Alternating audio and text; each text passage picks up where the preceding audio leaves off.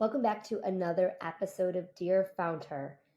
2 weeks ago, I gave you 31 ways to ignite your brand, and then last week, I gave you 30 plus ideas for simple partnerships. In case you missed either of these two-part episodes, make sure that you go back and listen. They are jam-packed and filled with easy-to-implement marketing strategies that you can start taking advantage of right now today. But today, we are talking about something totally completely different and very, very important. We're talking about the importance and the power of saying no, both as it applies to your business and to your life as an entrepreneur. But before we get into today's episode, I am your host, Lindsay Pinchuk. And for those of you who are new around here, I've been building brands for nearly 25 years. I started my own company back in 2010 with a $500 investment. I grew that business to reach 3 million users per month across multiple platforms and generate 7 figures in revenue for 6 years straight. I didn't have a marketing budget, and I started my community from scratch. I built this company through practical, cost-effective organic marketing strategies. This was all before I led the company's acquisition to a large agency holding company in 2019. 2 years later, I exited with one goal: to support other female founders and businesswomen through their own entrepreneurial journeys. You guys have no idea how much it means to me when I see a rating or review from any of you guys on Apple Podcasts. Earlier this month, Julie N. shared, quote, "Every episode is a very high value. Great guests and so many great tips for building your biz. Love Lindsay's wrap-up bullet points at the end." Thank you so much, Julie, for sharing. I so appreciate you being here, for listening, and for leaving such amazing feedback. So if today's episode strikes a chord with you, it would mean so much to me if you left a rating or review of your own. Simply click the link in my show notes, www.ratethispodcast.com/dearfoundher, and you can rate a review wherever it is that you podcast. And keep in mind, this is how other people find Dear FoundHer and the incredible stories and the incredible women that we share here each and every week.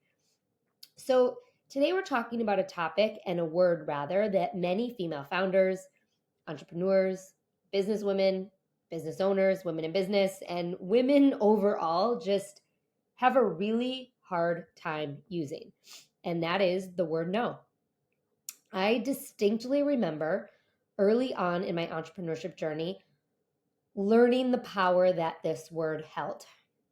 As a new female founder in Chicago, which back in 2010, 2011, around that time, with my very first business, I was attracting the attention of a lot of press and a lot of people.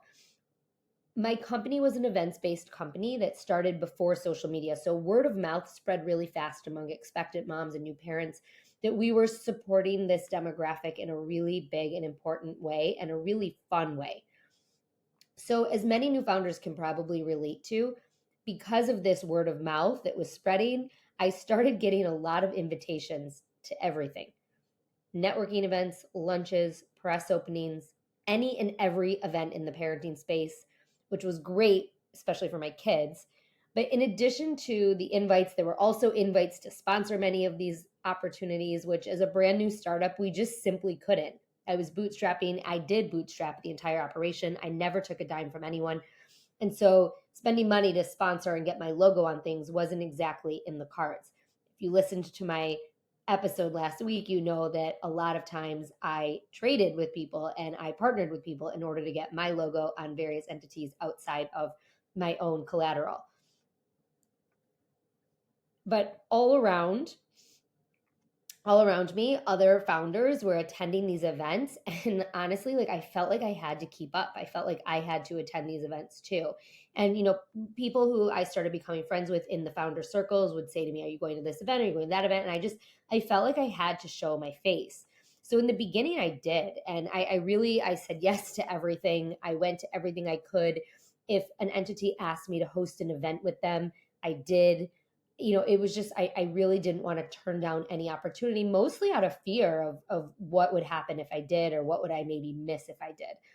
I would come home after work and after, I went to these events, and I would then work till all hours of the night because I had stopped my workday to usually go to these events. I was really burning the midnight oil. I mean, in every way, shape, and form, and every definition of the term. But As a new mom and as one who was working to grow a business, I had just made my first hire around this time as well. I was burning out and I was really tired. Thankfully, my first daughter, she slept through the night at 8 weeks. And I always say that had I started my company when my second daughter was born, there would have been no company because it took her 8 years to sleep through the night. So, I was really lucky in that regard because I was sleeping through the night, but I was tired. And around the same time, we realized we needed some office space. So I ended up on the recommendation of a friend. I applied to sit in and have office space at a new startup tech hub for founders and leaders in Chicago called 1871. It's still around today. It's in the Merchandise Mart building. At least I think it's still in the Merchandise Mart building. But there were many companies that were already sitting inside 1871 startups that their founders were calling me for business advice, and they were asking me questions on how I was doing certain things and executing certain activations. So, I felt like, why shouldn't I apply to sit within 1871? And a big part of the ecosystem there was networking and helping each other out. And here I was on the outside and I was being called in, and I was setting up calls all the time with people to give them feedback and advice. And I felt, why shouldn't I be sitting inside these four walls as well? At the time, my first company, Bump Club and Beyond, was creating our first app to support our membership. We had a membership product, and we were expanding on social media as social media grew. Well, after a lengthy application and interview process, Bump Club and Beyond was denied acceptance to sitting in 1871. And the reason that they gave us was that we were not tech forward enough. But guess what? My no from 1871 was truly what showed me the importance of the word. At the time, I was really pissed. I thought how nervy that like the people inside this incubator can call me and ask me for advice, but the people who run it won't let me and my company sit there. Like they're like I was like I belong among these people, like it was a really tough pill to swallow. And also at the time there was only one other female founded company there, that was Cheeky Chicago, which was co-founded by my friend Jessica Zweig, who's been on the podcast, and her co-founder Erica Levin. But like I said, everything happens for a reason. And this rejection was really an eye opener for me. As you heard me say, I was really tired and I was starting to burn out. And 1871, I realized, was a place where you felt like you had to attend all of the networking events and all of the support groups. And as it was, I felt like I didn't have time to work on my business because of all the yeses I was already saying. And then it dawned on me, I don't have to say yes to every invite or to every opportunity.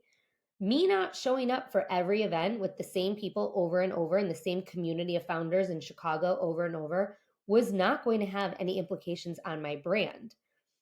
It really was an aha moment. And do you know what I did? I started saying no.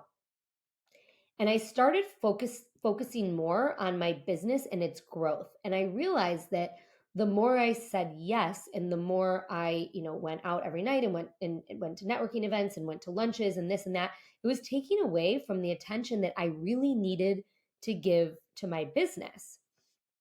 So, I really, like I said, I started focusing on my business and its growth. And in my time off, I was with my family.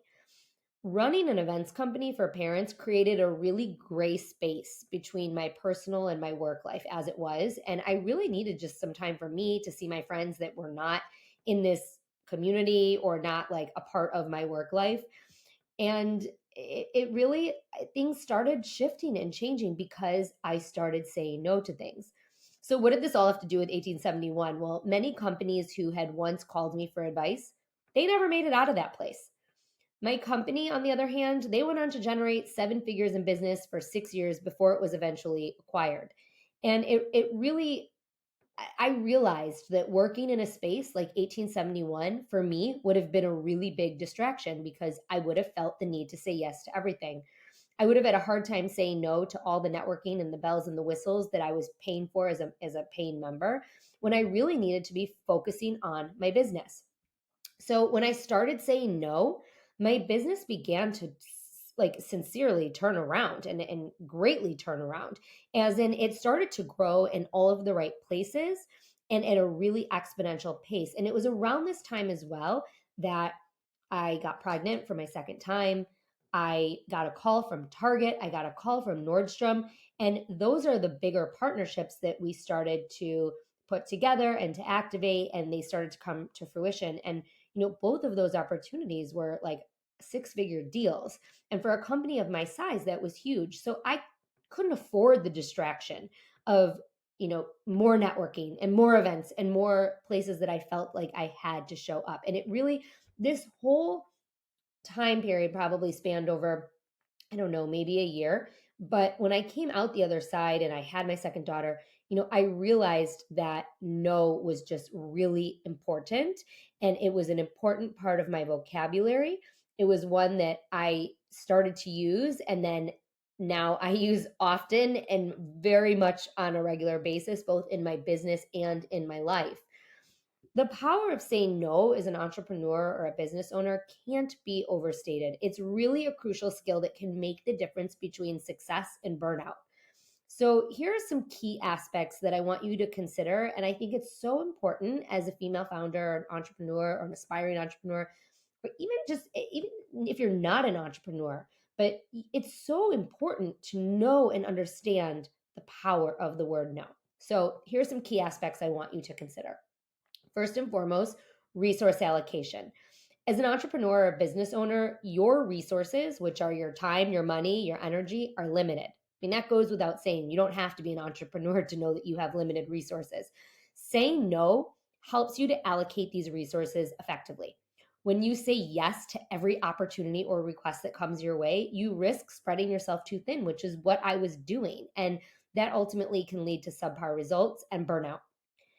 Like I said, that was what I was feeling in that moment. And so saying no strategically helps you to focus on what truly matters and where you can make the most impact. The second thing I want you to consider is that when you learn the word no, it helps you to maintain focus. So when I started saying no, I also began to weigh the yeses. What do I mean? I got an invitation. If I got an invitation, I made sure that it was tied to my business priorities and that I felt like it was worth my time to attend. Successful businesses often have a very clear vision. I had a very clear vision with Bump Club and a set of priorities. So you have to learn to say no to the distractions to maintain focus on your business's mission and long-term goals. And I'll give you an example. I was invited every week to restaurant openings in Chicago. And well, yes, some of them were amazing. And I, of course, went more for the social aspect than anything. Oftentimes I said no, unless I knew that there was something there for me, for my company. For example, was the chef a Stephanie Izzard or someone else who was pregnant or having kids? Or was there going to be someone in attendance there that I could potentially interview for Bump Club? Or that I could potentially ask to sponsor something. So I very much weighed those opportunities to make sure that it was worth my time to go.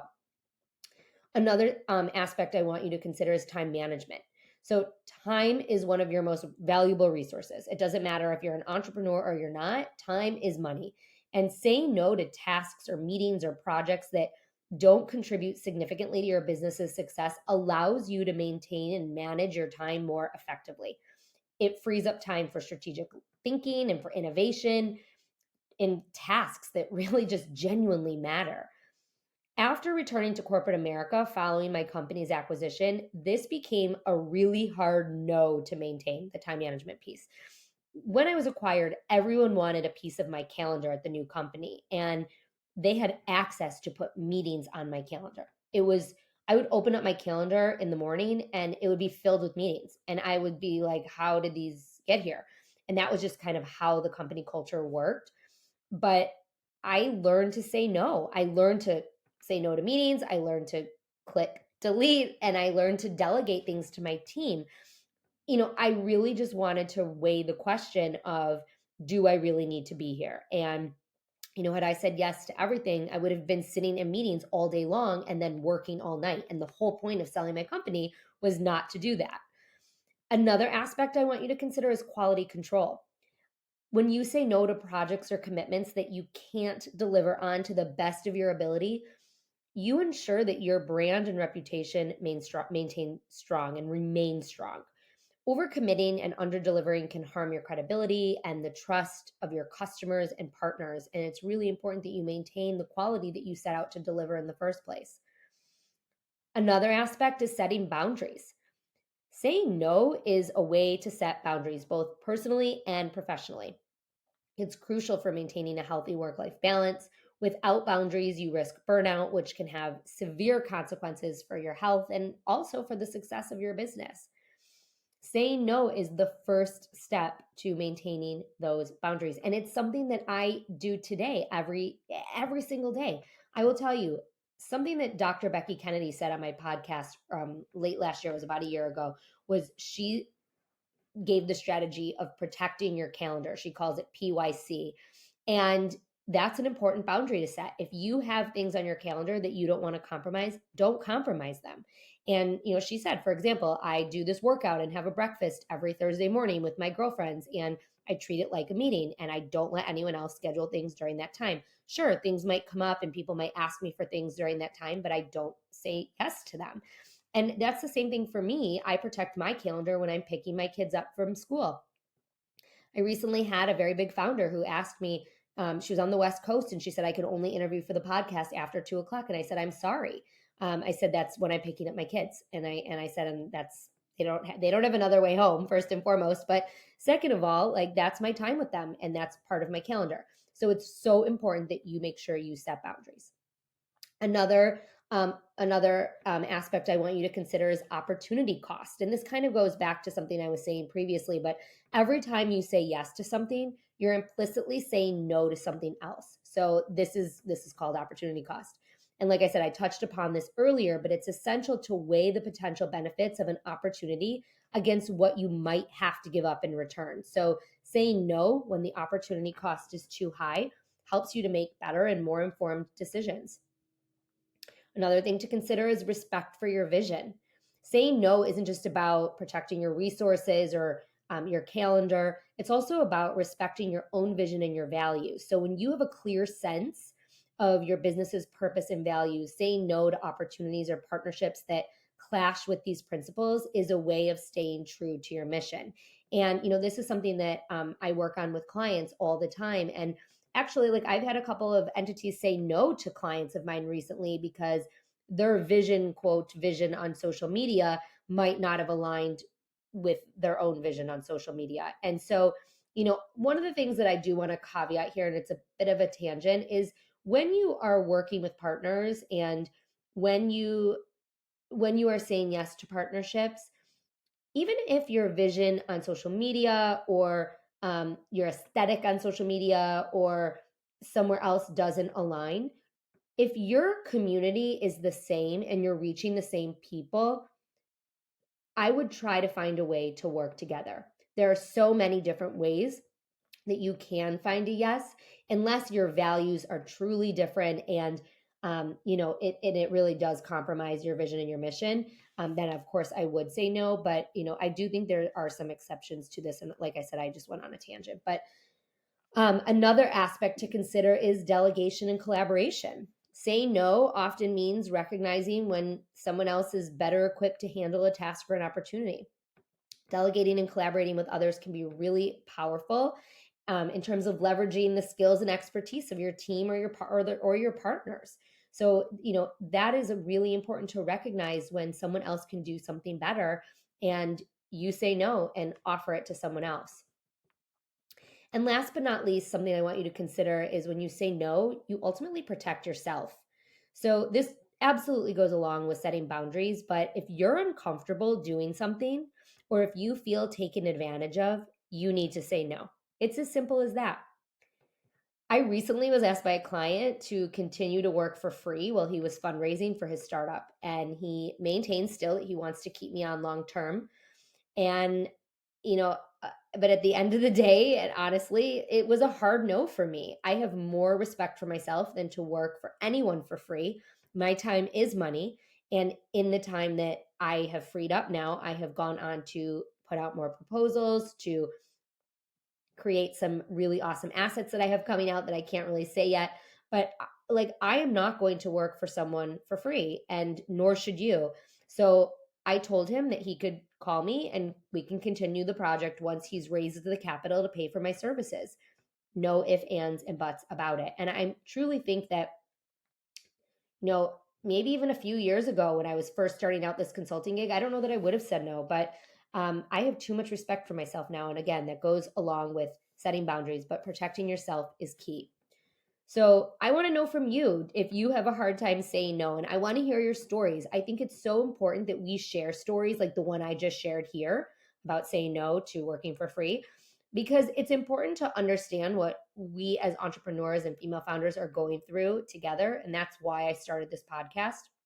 When I first started this whole entrepreneurship journey, and I was talking about that earlier on in this episode when I was talking about learning how to say no. But when I first started this, I didn't have any other female founders surrounding me, and I had to grow that network. And part of that is this network here. And this network has proven to be so supportive. This community is so supportive. So it's important to share these stories. The power of saying no as an entrepreneur or a business owner really lies in your ability to prioritize and focus and protect your resources and your vision. It's not about being negative.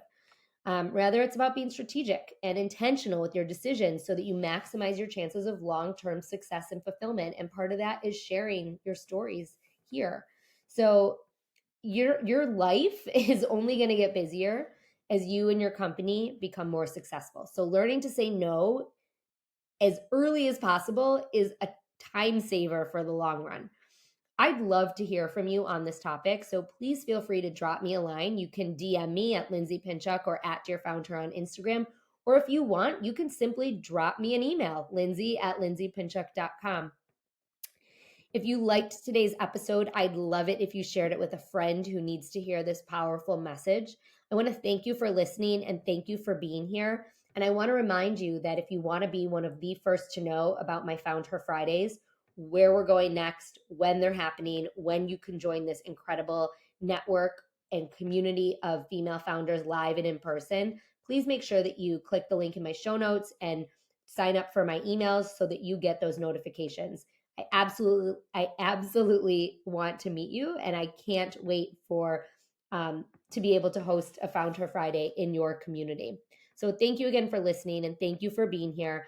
I want you to stay tuned for a brand new interview episode coming your way on Thursday. It's a really, really good one.